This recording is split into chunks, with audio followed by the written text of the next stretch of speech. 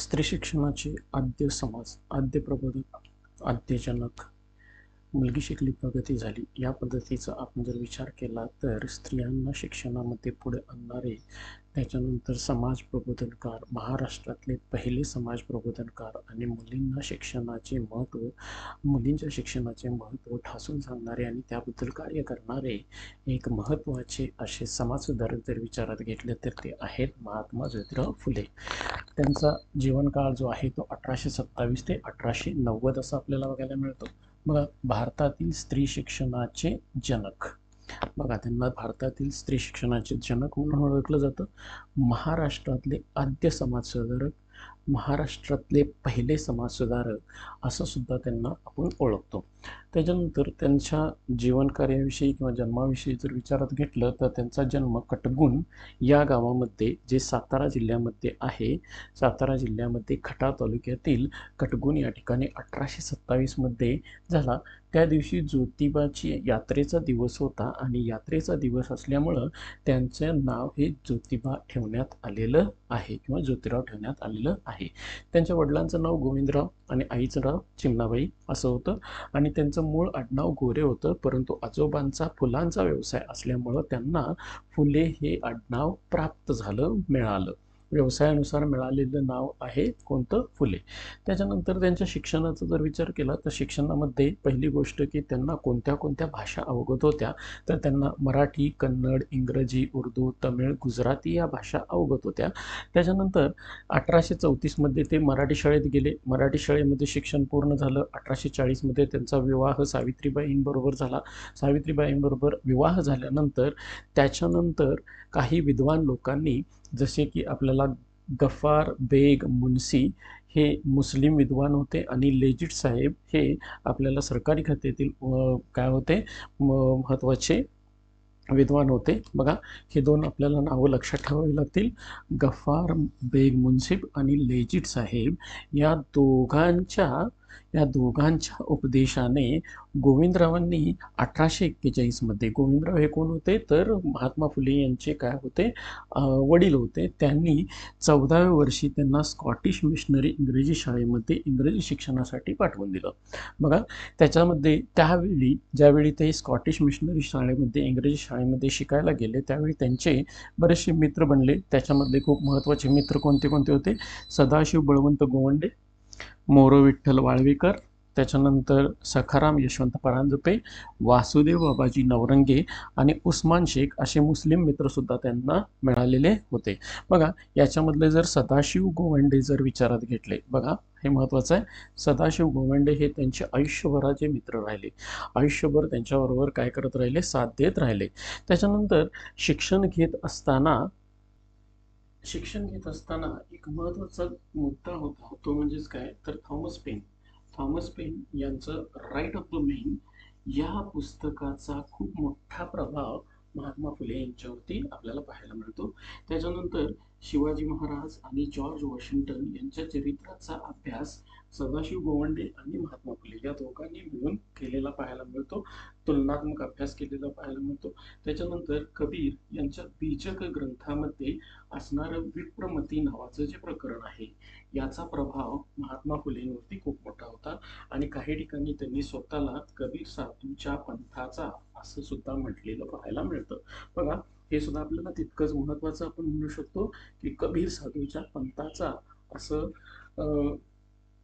असा उल्लेख म्हणजेच कुणाचा करण्यात आलेला आहे, कुणाचा आपल्याला पाहायला मिळतो, तर तो उल्लेख आहे कुणाचा तर महात्मा फुले यांनी स्वतःलाच कबीर साधूच्या पंथाचा असं एका ठिकाणी काय केलेलं आहे, म्हटलेलं पाहायला मिळतं. बघा, या पद्धतीने जर आपण विचारात घेतला तर महात्मा फुले यांचा आपल्याला हा जीवन परिचय बघायला मिळतो. जीवन परिचयामध्ये महात्मा फुले यांचा जीवन परिचय 1827 ते 1890 पर्यंतचा बघायला मिळतो.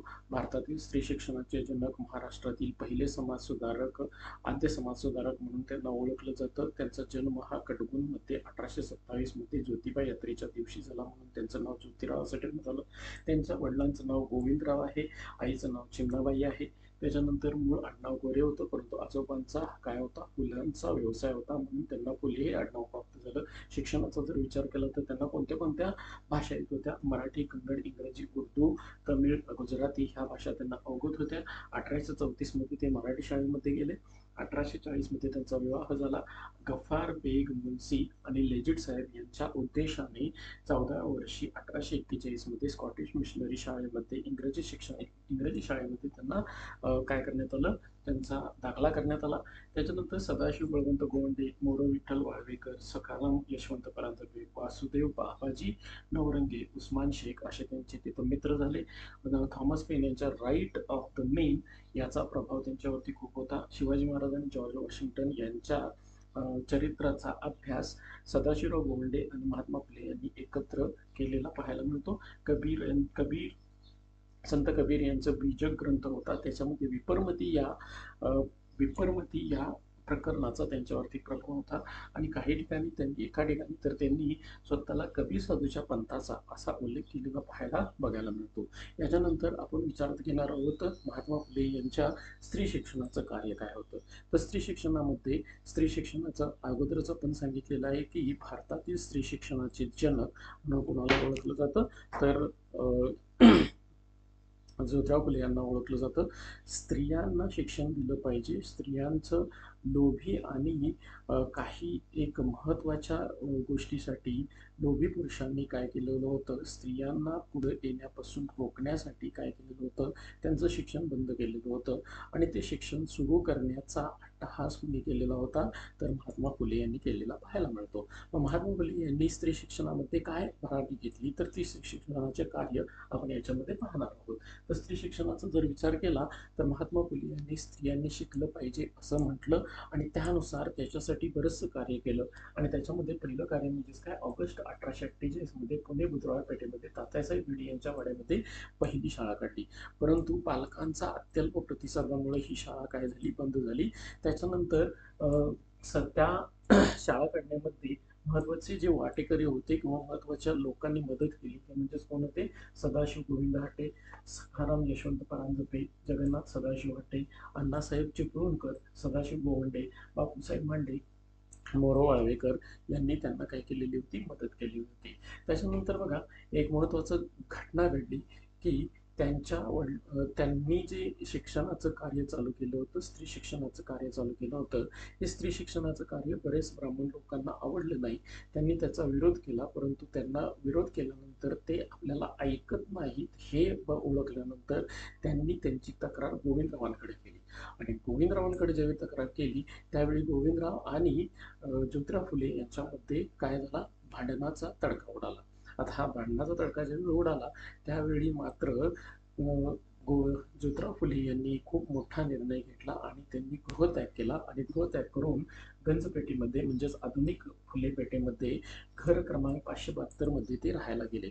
आणि तिथं पुन्हा त्यांनी शाळा चालू केली, परंतु अशा परिस्थितीमध्ये चालू केलेली शाळा चालू राहिली नाही, ती बंद पडली. त्याच्यानंतर 3 जुलै 1851 मध्ये बुधवार पेठेमध्ये अण्णासाहेब चिपळूणकर वाड्यामध्ये मुलींची शाळा त्यांनी काढली. बघा 3 जुलै 1851, खूप महत्वाच्या गोष्टी आहेत. 3 जुलै 1851 मध्ये बुधवार पेठेत, बघा 3 जुलै 1851 मध्ये बुधवार पेठेमध्ये अण्णासाहेब चिपळूणकरांच्या वाड्यामध्ये मुलींची पहिली शाळा काढली. आणि या पहिल्या शाळेमध्ये पहिल्या दिवशी ब्राह्मण, सारस्वत, प्रभू जातीच्या 9 मुली हजर राहिल्या. बघा ब्राह्मण, सारस्वत आणि प्रभू या जातीच्या तीन जातीच्या 9 मुली आपल्याला तिथं हजर राहिलेल्या पाहायला मिळतात. त्याच्यानंतर बघा 17 सप्टेंबर 1851 मध्ये रास्ता पेठेत दुसरी शाळा, खूप महत्वाचे मुद्दे आहेत. 15 मार्च 1852 मध्ये वेताळ पेठेत तिसरी शाळा. बघा हे 3 मुद्दे तुम्ही लक्षातच ठेवायचे आहेत. बघा काय काय आपल्याला कंडिशन येईल. 3 जुलै 1851 बुधवार पेठेमध्ये पहिली शाळा, त्याच्यानंतर 17 सप्टेंबर 1851 रास्ता पेठेमध्ये दुसरी शाळा आणि 15 मार्च 1852 मध्ये वेताळ पेठेमध्ये तिसरी शाळा त्यांनी काढलेली आहे. लॉर्ड फॉकलंड यांनी 1852 मध्ये विश्रामबागेमध्ये त्यांचा गौरव केला. त्यांच्या या कार्याबद्दल लॉर्ड फॉकलंड मुंबईचे गव्हर्नर होते, त्यांनी त्यांचा गौरव केला. त्याच्यासाठी शिक्षण अधिकाऱ्यांनी त्यांना काय केलेलं होते, त्यांची शिफारस केलेली होती आणि 1852 मध्ये त्यांचा गौरव करण्यात आला. आणि दक्षिणा फंडातून, बघा, सरकारकडून दक्षिणा फंडातून दरमहा 75 रुपये एवढं काय करण्यात आलं, मंजूर करण्यात आलं. त्याच्यातून शिक्षकांना एक चांगल्या पद्धतीचं वेतन मिळेल हे मात्र निश्चित करण्यात आलेलं पाहायला मिळतं. बघा, त्याच्यानंतर 1854 मध्ये तिन्ही शाळेमध्ये मिळून जवळजवळ 200 विद्यार्थ्यांनी काय करत होत्या, शिकत होत्या. तर हे महत्वाचे मुद्दे आहेत. बघा, 3 जुलै 1851 बुधवार पेठेमध्ये पहिली शाळा, 17 सप्टेंबर 1851 रास्ता पेठेमध्ये दुसरी शाळा, 15 मार्च 1852. बघा, जुलै सप्टेंबर मार्च 3 जुलै 1851, 17 सप्टेंबर 1851 आणि 15 मार्च 1852. बुधवारपेठ, रास्तापेठ, वेताळपेठ, बुधवारपेठ, रास्तापेठ, वेताळपेठ अशा एकूण 3 शाळा आणि त्याच्यामध्ये आपल्याला टोटल 200 विद्यार्थिनी शिकताना पाहायला मिळतात. आता याच्यामध्ये काही व्यक्तींनी त्यांना मदत केलेली आहे. मग त्याच्यामध्ये आपल्याला देवदास ठोसर असतील, त्याच्यानंतर विष्णुपंत थत्ते असतील. विष्णुपंत थत्ते तर त्यांच्या शाळेमध्ये शिक्षकाचं काम केलेलं आहे. केशव शिवराम भवाळकर आहेत. केशव शिवराम भवाळकर यांनी सावित्रीबाईंना कसं शिकवायचं याचं प्रशिक्षण देण्याचं काम केलं, त्यांचं प्रशिक्षणाचं काम केलं. आणि हे सगळं करत असताना त्यांनी जे काही स्त्री शिक्षणासाठी खूप मोलाचं कार्य केलं, याच्याबद्दल सरकारने 16 नोव्हेंबर 1882, बघा महत्वाचा मुद्दा आहे, 16 नोव्हेंबर 1882 स्त्री शिक्षणाचे आद्यजनक अशी त्यांची काय केलेली आहे, तर गौरव करण्यात आलेला आहे. बघा, स्त्री शिक्षणाचे आद्यजनक म्हणून 16 नोव्हेंबर 1882 मध्ये ज्योतिराव फुले यांचा सरकारने काय केलेला आहे, गौरव केलेला आहे. असं आपल्याला त्यांचं स्त्री शिक्षणाविषयीचं कार्य बघायला मिळतं. आता हे स्त्री शिक्षणाविषयीचे जर कार्याचा आपण आढावा घेतला, मग याच्यामध्ये त्यांनी बरेचसे अजून काही गोष्टी केलेल्या आहेत. त्या गोष्टी आपण एक एक गोष्ट काय करणार आहोत, याच्यामध्ये बघत जाणार आहोत. तर पुन्हा एकदा मी क्लिअर करतो, स्त्री शिक्षणाचा जर विचार केला तर ऑगस्ट 1848 मध्ये पुणे येथे त्यांनी काय केले, बुधवार पेठेमध्ये तात्यासाहेब भिडे यांच्या वाड्यामध्ये पहिली शाळा चालू केली. परंतु पालकांचा अल्प प्रतिसाद असल्यामुळे ती शाळा बंद झाली. त्याच्यानंतर याच्यामध्ये त्यांना सदाशिव गोविंद हाटे, सखाराम यशवंत परांजपे, जगन्नाथ सदाशिव हाटे, अण्णासाहेब चिपळूणकर, सदाशिव गोवंडे, बापूसाहेब मांडे, मोरो वाळवेकर यांनी मदत केली. त्याच्यानंतर त्यांनी हे जे कार्य चालू केलं त्याच्यामध्ये ब्राह्मणांनी काय केलेलं आहे, त्यांना विरोध केला आणि ते ऐकत नाहीत म्हटल्यानंतर गोविंदरावांकडे त्यांनी काय केली, तक्रार केली. आणि ही तक्रार केल्यानंतर गोविंदराव आणि महात्मा फुले यांच्यामध्ये काय झाला, भांडणाचा तडका उडाला आणि भांडणाच्या धडक्यामधूनच ते गंजपेठेमध्ये घर क्रमांक 572 मध्ये राहण्यासाठी गेले. त्याच्यानंतर बघा, त्यांचे महत्वाचे मुद्दे हेच आहेत की त्यांनी 3 एकूण शाळा काढल्या. 3 शाळेमध्ये 200 विद्यार्थिनी शिकत होत्या आणि त्याच्यामध्ये पहिली शाळा त्यांनी 3 जुलै 1851 मध्ये बुधवार पेठेमध्ये काढली. अण्णासाहेब चिपळूणकर यांच्या वाड्यामध्ये ती शाळा चालू केली. पहिल्या दिवशी ब्राह्मण, सारस्वत आणि प्रभू जातीच्या एकूण 9 मुली तिथं हजर होत्या. 17 सप्टेंबर 1851 मध्ये रास्ता पेठेत दुसरी शाळा आणि 15 मार्च 1852 मध्ये वेताळ पेठेमध्ये तिसरी शाळा. लॉर्ड फॉकलंड, मुंबईचे गव्हर्नर लॉर्ड फॉकलंड यांनी 1852 मध्ये विश्रामबागेच्या वाड्यामध्ये त्यांचा गौरव केला आणि दक्षिणा फंडातून 75 रुपये दरमहा सरकारकडून त्यांना मंजुरी मिळाली. विष्णुपंत थत्ते यांनी शाळेमध्ये शिक्षकाचं काम केलं आणि केशव शिवराम भवाळकर यांनी सावित्रीबाईंना प्रशिक्षण देण्याचं काम केलं. 16 नोव्हेंबर 1882 मध्ये स्त्री शिक्षणाचे आद्यजनक म्हणून त्यांना काय करण्यात आलेलं आहे, गौरवण्यात आलेलं आहे. मग आपण स्त्री शिक्षणाचं कार्य बघितलं. स्त्री शिक्षणाचं महात्मा फुले यांचं कार्य बघितल्यानंतर त्यांनी बऱ्याच स्त्रियांसाठी वेगवेगळ्या शिक्षणाचा अट्टहास धरला. त्यासाठी त्यांनी मुलींसाठी शाळा काढल्या. मग वेताळपेठेत असेल, त्याच्यानंतर बुधवार पेठेत असेल, रास्ता पेठेत असेल, अशा आपण काय गोष्टी बघितल्या. तर त्यांच्या स्त्री शिक्षणाबद्दलच्या इन्फॉर्मेशन बघितल्या किंवा माहिती बघितली. आता स्त्री शिक्षणानंतर त्यांचा एक पुढला भाग जो आपल्याला बघायला मिळतो तो म्हणजेच त्यांनी बऱ्याच गोष्टींमध्ये काय केलेलं आहे, तर बालहत्या प्रतिबंधक गृह, त्याच्यानंतर विधवा विवाह, न्हाव्यांचा संप असेल, दलित अस्पृश्यांसाठी शाळा असतील, या गोष्टी पण त्यांनी काय केलेल्या आहेत, आचरणात आणल्या किंवा त्यांनी प्रत्यक्षात आणण्याचा प्रयत्न केलेला आहे. मग याच्यामध्ये बालहत्या प्रतिबंधक गृह हे 1863 मध्ये त्यांनी काय केलं, चालू केलं. तर बघा, काशीबाई या ब्राह्मण विधवा स्त्रीचा मुलगा त्यांनी दत्तक घेतला. त्याचं नाव यशवंत 1873 मध्ये. त्याच्यानंतर त्यांनी आपल्या ह्या बालहत्या प्रतिबंधक गृहावरती दारावरती एक पाटी लावलेली होती. विधवांनो येथे या, सुरक्षितपणे बाळंत व्हा, सर्व काही गुप्त ठेवले जाईल, मुलांचे संगोपन केले जाईल, अशी पाटी त्या दारावरती लावलेली होती. त्यानंतर बघा, लोकहितवादी लालशंकर, उमाशंकर, न्यायमूर्ती रानडे यांच्यावरती या गोष्टीचा प्रभाव पडला आणि पंढरपूर येथे बालहत्या प्रतिबंधक गृहाची स्थापना करण्यात आली. बघा, बालहत्या प्रतिबंधक गृह 1863 हे आपल्याला डोक्यात ठेवायचं आहे. बालहत्या प्रतिबंधक गृह 1863 चालू करण्यात आलं. त्याच्यानंतर त्यांनी काशीबाई या ब्राह्मण विधवा स्त्रीचा मुलगा जो आहे यशवंत, त्याला काय केलं, 1873 दत्तक घेतला आणि त्या बालहत्या प्रतिबंधक गृहाच्या दारावरती कोणती पाटी असायची, तर विधवांनो येथे या, सुरक्षितपणे बाळंत व्हा, सर्व काही गुप्त ठेवले जाईल आणि मुलांचे संगोपन केले जाईल, अशी पाटी त्याच्यावरती होती. याच्यातून कोणावरती प्रभाव पडला, तर लोकहितवादी लालशंकर, उमाशंकर आणि न्यायमूर्ती रानडे यांच्यावरती प्रभाव पडला आणि त्यांनी पंढरपूर येथे काय केलं, तर बालहत्या प्रतिबंधक गृहाची स्थापना केलेली आहे.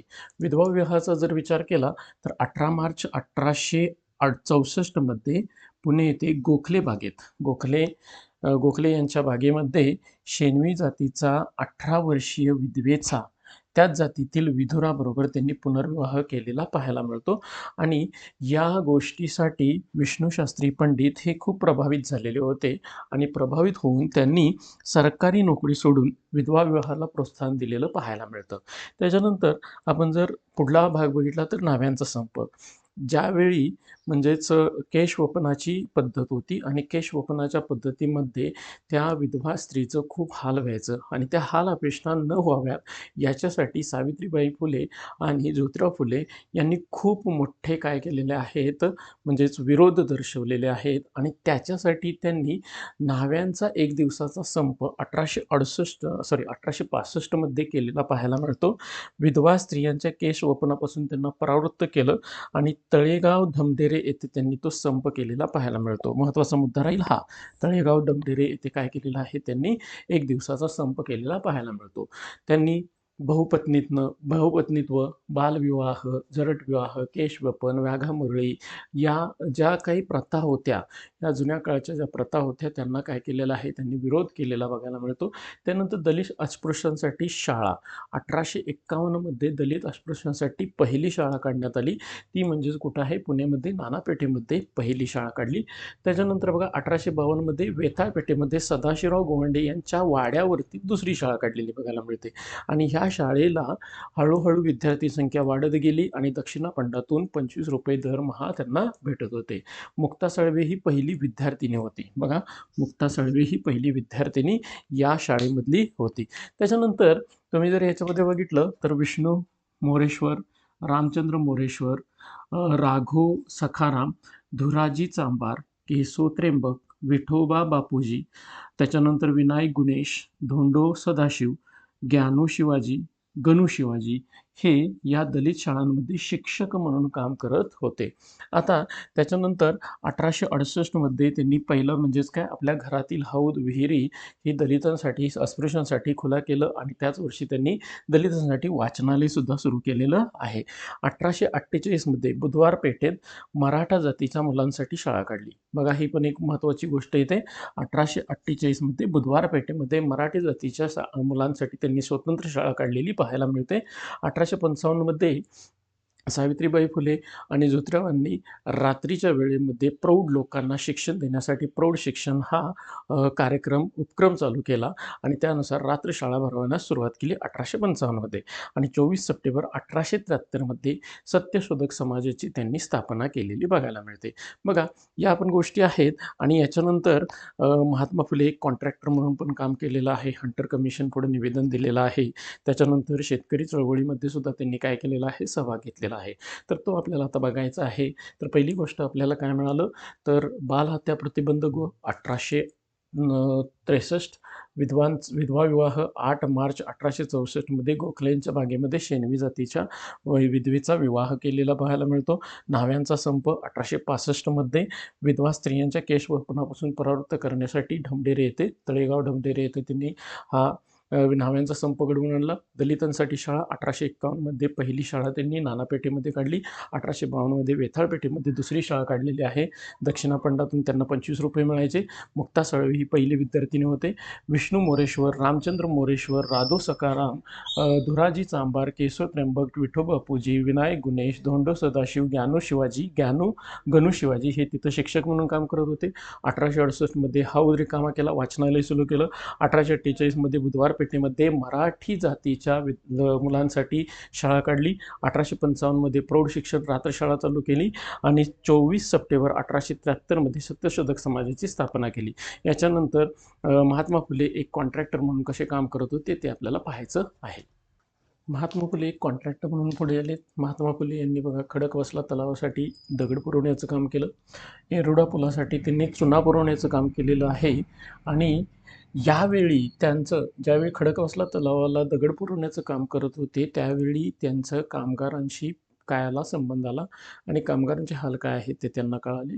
दुसरी गोष्ट, येरवडा पुलाला ज्यावेळी चुना पुरवत होते त्यावेळी सरकारी खात्यातील लोकांशी त्यांचा संबंध आला आणि सरकारी खात्यामध्ये कशा पद्धतीनं म्हणजेच काय म्हणू शकतो आपण भ्रष्टाचार चालू आहे तो त्यांना कळाला आणि त्यामुळे त्यांनी इंजिनिअरिंग खात्यातील लोकांवरती टीकात्मक टीका करणारा एक पोवाडा त्यावेळी रचलेला होता.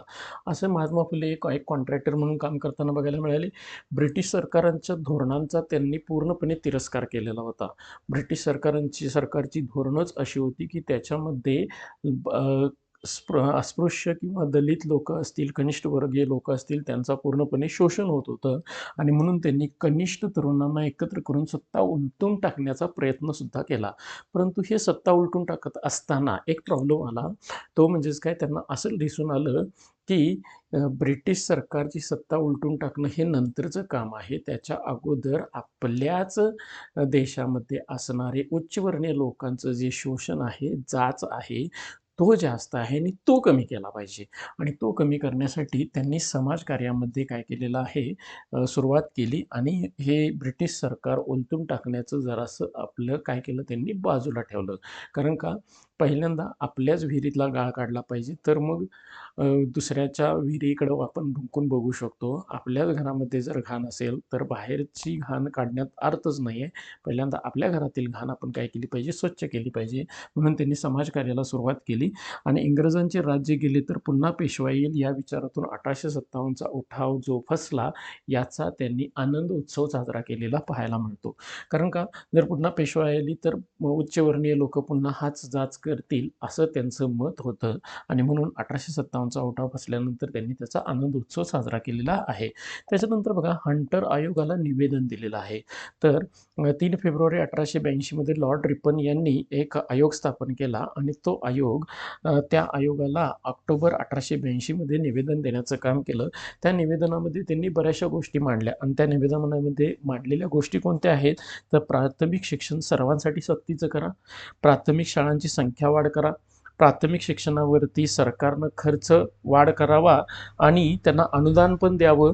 त्याच्यानंतर शिक्षक हे प्रशिक्षित असावेत आणि या सूचना आयोगानं स्वीकारल्या नाहीत आणि आयोगानं ज्यावेळी ह्या सूचना स्वीकारल्या नाहीत त्यावेळी त्यांनी 1891 मध्ये सार्वजनिक सत्यधर्ममध्ये एक वाक्य लिहिलं की ते वाक्य काय होतं तर हिंदू धर्मातील आर्य ब्राह्मणांखेरीज शूद्रातिशूद्र भिल्ल कोळी इत्यादी लोकसुद्धा आहेत आणि त्या लोकांबद्दल या ब्रिटिश सरकारला अजिबात बिलकुल ज्ञान नाही म्हणून ते असा वाचाळपणा करत आहेत असं कडक शब्दात बोलणारे कोण होते? ज्योतिराव फुले होते.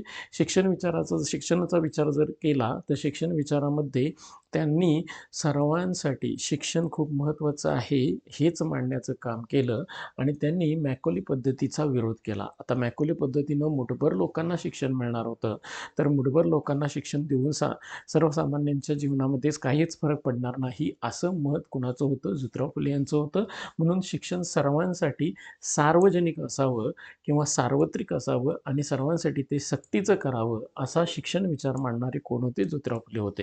त्याच्यानंतर शेतकऱ्यांची चळवळीचा जर विचार केला तर शेतकऱ्यांच्या चळवळीमध्ये शेतकऱ्यांचे प्रश्नाला प्रश्नासाठी लढणारे पहिले समाजसुधारक कोण होते? ज्योतिराव फुले होते. शेतकऱ्यांच्या मुलांना शिक्षण सक्तीचं करावं, त्यांच्यासाठी वसतिगृह बांधावीत, त्यांना व्यवसाय शिक्षण द्यावं असं म्हणणारे कोण होते? ज्योतिराव फुले होते. त्याच्यानंतर दीनबंधूमधून शेतकऱ्यांचे प्रश्न मांडणारे पहिले व्यक्ती कोण असतील तर ते ज्योतिराव फुले होते. खतपडीचा बंड 1876-77 मध्ये ज्यावेळी महाराष्ट्रामध्ये मोठा दुष्काळ पडलेला होता, त्यावेळी शेतकऱ्यांचे खूप हाल व्हायला लागले होते आणि त्यावेळी त्या शेतकऱ्यांना एकत्र करून एक चळवळ चालू केली आणि ती चळवळ म्हणजेच खतपडीचा बंड असं म्हटले जाते. आणि खतपडीचा बंडानंतर 1888 मध्ये ड्यूक ऑफ कॅनॉट, इंग्लंडचे ड्यूक ऑफ कॅनॉट जे होते ते पुणे येथे आलेले होते. त्यांच्या सत्कार समारंभामध्ये त्यांच्या समोर शेतकऱ्यांच्या वेशात उभा राहणारे कोण होते? ज्योतिराव फुले आपल्याला पाहायला मिळतात. बघा, ज्योतिराव फुले यांनी शेतकऱ्यांच्या चळवळीसाठी सुद्धा एवढ्या गोष्टी केलेल्या पाहायला मिळतात. याच्यानंतर महात्मा ज्योतिराव फुले यांचे सहकारी नारायण मेघाजी लोखंडे यांनी त्यावेळी काय केलेली होती? बॉम्बे मिल हँड असोसिएशन ही स्थापन केली आणि ही भारतातील पहिली कामगार संघटना होती. बघा, भारतातील पहिली कामगार संघटना होती आणि भारतातील पहिले कामगार नेते म्हणून नारायण मेघाजी लोखंडे यांचा विचार केला जातो आणि त्यावेळी या गोष्टीला अ, ह्याचे पुरस्कर्ते आणि प्रणेते कोण होते? तर ज्योतिराव फुले होते. बघा, ज्योतिराव फुले हे पहिली गोष्ट म्हणजेच काय, मेघाजी लोखंडे हे महात्मा फुले यांचे काय होते? तर सहकारी होते आणि महात्मा फुले यांचे सहकारी असताना त्यांनी बॉम्बे मिल अँड असोसिएशन स्थापन केली आणि बॉम्बे मिल अँड असोसिएशन जी स्थापन केली ही भारतातील पहिली कामगार संघटना होती आणि याच्यातूनच नारायण मेघाजी लोखंडे हे कामगारांचे पहिले नेते ठरले आणि त्यावेळी प्रणेते आणि पुरस्कर्ते म्हणून ज्योतिराव फुले यांनी काम केलेलं पाहायला मिळतं. बघा, या पद्धतीनं आपल्याला शेतकऱ्यांची चळवळ वगैरे बघायला मिळाल्या. त्याच्यानंतर आपण जर विचारात घेतलं तर ज्योतिराव फुले यांनी राष्ट्रीय काँग्रेस आणि त्यांना मिळालेली जी महात्मा पदवी आहे याच्याविषयी आपल्याला काय करायचा आहे? विचार घ्यायचा आहे. राष्ट्रीय काँग्रेस आणि महात्मा फुले यांचा जर विचार केला तर महात्मा फुले काय म्हणायचे? तर महार माग शेतकरी हित जोपर्यंत तुम्ही विचारात घेत नाही त्यावेळी तोपर्यंत राष्ट्रीय सभा ही राष्ट्रीय बनणार नाही आणि राष्ट्रीय सभा ही सर्व धर्मियांसाठी सभा असावी असं मत मांडणारे कोण होते? महात्मा फुले होते. आणि डिसेंबर 1889च्या मुंबईतील 5व्या अधिवेशनात सत्यशुद्ध कार्यकर्त्यांनी फाटक्या कपड्यातील शेतकऱ्याचा पुतळा प्रवेशद्वारावरती उभा केलेला होता. बघा, कधी? डिसेंबर 1889 मध्ये 5व्या अधिवेशन हे मुंबई येथे झालं. तिथं सत्यशोधक कार्यकर्त्यांनी फाटक्या कपड्यातील शेतकऱ्याचा पुतळा प्रवेशद्वारावरती उभा केला होता आणि ते म्हणायचे, नेशन म्हणजेच एकमय लोक, त्यालाच युनिफाईड पीपल असं पण म्हटलं जातं, एकमय लोक असं म्हणणारे महात्मा फुले होते. त्याच्यानंतर त्यांना पदवी कधी मिळाली? तर 11 मे 1888 मध्ये मुंबईतील कोळीवाडा हॉल येथे एक जाहीर अशी सभा भरवण्यात आलेली होती आणि ह्या जाहीर सभेमध्ये जवळजवळ 25,000 लोक उपस्थित होते. त्याच्यामध्ये प्रतिष्ठित लोक होते, कारखानदार होते, कॉन्ट्रॅक्टर होते, शेतकरी होते, कनिष्ठ वर्गातील अस्पृश्य लोक होते. या सगळ्यांच्या उपस्थितीमध्ये रावसाहेब वड्डेदार यांनी त्यांना महात्मा पदवी दिली आणि इथून पुढे त्यांना महात्मा असं म्हटलं जाऊ लागलं. बघा, रावसाहेब वड्डेदार यांच्याकडून महात्मा पदवी 11 मे 1888 मध्ये कोळीवाडा हॉलमध्ये असणाऱ्या सभेमध्ये 25,000 लोकांच्या उपस्थितीमध्ये ही पदवी देण्यात आली आणि अशा ह्या उत्तुंग अशा व्यक्तिमत्व असणाऱ्या व्यक्तीचं मृत्यू जो आहे तो 28 नोव्हेंबर 1890 झालेला पाहायला मिळतो. अशी ही महात्मा फुले यांच्याबद्दलची आपल्याला माहिती पाहायला मिळते. ज्योतिराव फुले यांच्या वरती असणारे गौरवोद्गारांचा विचार केला तर राजर्षी शाहू महाराज यांनी त्यांना महाराष्ट्राचे मार्टिन लुथर किंग असं म्हटलेलं आहे. बहुजनांना अज्ञानातून ज्ञानाकडे नेणारा, अर्वाचीन काळी जगवणारा पहिला देशातील पुरुष म्हणजे कोण आहे? ज्योतिराव फुले आहेत असे राजर्षी शाहू महाराज म्हणायचे. महर्षी विठ्ठलरामजी शिंदे यांनी पतितांचा पावलवाला आणि रशियन क्रांतीपूर्वीचे पहिले कम्युनिस्ट असं म्हटलेलं आहे. त्यांच्या लेखनाला त्यांनी रानफळाची उपमा दिलेली आहे. सयाजीराव गायकवाड यांनी हिंदुस्थानचं वॉशिंग्टन असं ज्योतिराव फुले यांना म्हटलेलं आहे. लक्ष्मण शास्त्री जोशी यांनी सामाजिक गुलामगिरी विरुद्ध बंड करणारा पहिला देशातील पुरुष म्हणजे कोण आहे? तर ज्योतिराव फुले आहेत. डॉक्टर बाबासाहेब आंबेडकर त्यांना आपले तिसरे गुरु आहेत असं म्हटलं. कारण होतं ते म्हणजेच काय, हू वेअर द शूद्राज हा ग्रंथ त्यांनी काय केलेला आहे? ज्योतिराव फुलेंना अर्पण केला.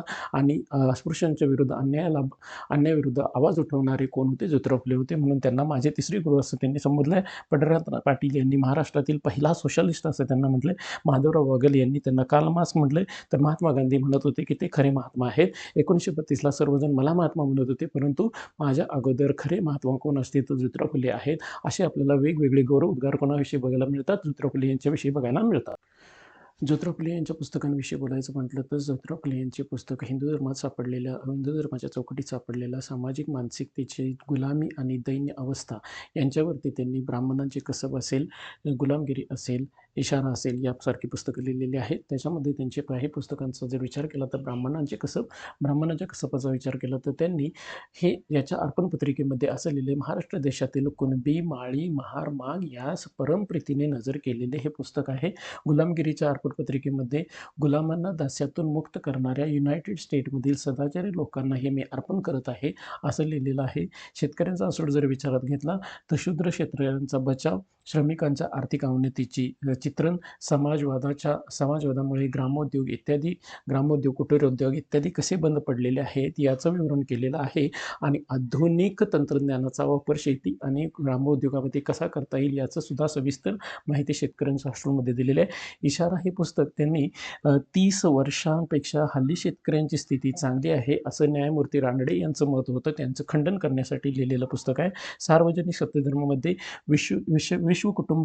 वादाची त्यांनी सुसंगत मांडणी केलेली आहे. वादाची मूल्य जर बघितलं, स्वातंत्र्य, समता आणि बंधुता हे सगळ्यांच्या मध्ये ठाई भरलं पाहिजे असं म्हणणारे सार्वजनिक सत्यधर्म या पुस्तकामधून त्यांनी सुसंगत मांडणी केलेली आहे. तसेच शिवाजी महाराजांच्या पोवाड्यामध्ये स्वतःला त्यांनी कुळवाडी भूषण अशी उपाधी दिलेली पाहायला मिळते. बघा, या पद्धतीनं ज्योतिराव फुले यांच्या पुस्तकांविषयी काही आपल्याला महत्त्वाच्या गोष्टी याच्यामध्ये बघायला मिळतात. महात्मा ज्योतिराव फुले यांच्या ग्रंथसंपदेविषयी जर आपल्याला विचारात घ्यायचं झालं तर ग्रंथसंपदेमध्ये आपल्याला नाटक येतं. तृतीय रत्न 1855मध्ये केलेलं आहे. शिवाजी महाराजांचा पोवाडा जून 1869मध्ये, विद्याशाखेतील ब्राह्मण पंतोजी जून 1869मध्ये, ब्राह्मणांचे कसब 1869मध्ये, अखंडादी काव्यरचना 1891मध्ये, गुलामगिरी 1873मध्ये, हंटर आयोगापुढील निवेदन 19 ऑक्टोबर 1882मध्ये, शेतकऱ्यांचा असोड 1883मध्ये, सत्सार अंक 1 जून 1885मध्ये, सत्सार अंक 2 ऑक्टोबर 1885मध्ये, इशारा ऑक्टोबर 1885मध्ये, अस्पृश्यांची कैफियत 1887मध्ये आणि सार्वजनिक सत्यधर्म 1891मध्ये मरणोत्तर प्रकाशित झालेला आहे. 28 नोव्हेंबर 1890मध्ये त्यांचा मृत्यू झालेला आहे ज्योतिरावांचा. त्याच्यानंतर 1891मध्ये हे प्रकाशित झालेलं आहे. तुम्हाला लक्षात ठेवायचे आहे त्याच्यामधले तृतीय रत्न 1885, त्याच्यानंतर ब्राह्मणांचे कसब 1869, त्यानंतर गुलामगिरी 1873, शेतकऱ्यांचा आसूड 1883, सत्सार 1885, ते सत्सार 1 असो किंवा 2 असो, इशारा 1885, अस्पृश्यांची कैफियत 1887 आणि सार्वजनिक सत्यधर्म 1891 हे आपल्याला लक्षात असले पाहिजेत.